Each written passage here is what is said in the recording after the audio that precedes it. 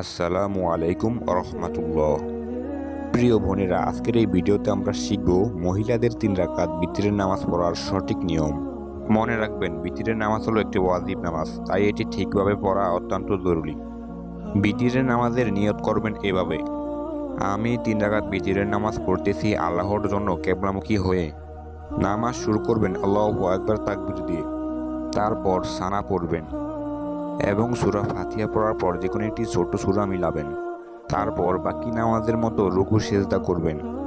তারপর দ্বিতীয় রাকাতের জন্য দাঁড়াবেন। দ্বিতীয় রাকাতেও সূরা ফাতিহা পড়বেন এবং যে কোনো একটি ছোট সূরা মিলাবেন। তারপর বাকি নামাজের মতো রুকু ও সিজদা করবেন।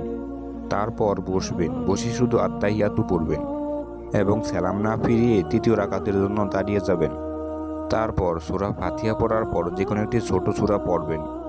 তারপর 2 হাত তুলে আল্লাহু আকবার তাকবীর দিবেন এবং দোয়ায়ে কুনুত পড়বেন। দোয়ায়ে কুনুত না জানা থাকলে যে কোনো একটি ছোট দোয়া পড়বেন। দোয়ায়ে কুনুত পড়ার শেষে রুকু ও সিজদা করবেন। শেষ বৈঠকে আত্তাহিয়াতু, দুরূদ শরীফ ও দোয়ায়ে মাসুরা পড়বেন। তারপর সালাম ফিরিয়ে নামাজ শেষ করবেন। এইভাবে মহিলাদের 3 রাকাত বিতির নামাজ পড়ার সঠিক নিয়ম।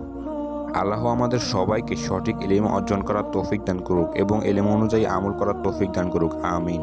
ভিডিওটি যদি আপনার উপকারে আসে তাহলে একটি লাইক দিবেন। এরকম ইসলামিক ভিডিও পেতে চ্যানেলটি সাবস্ক্রাইব করে রাখুন।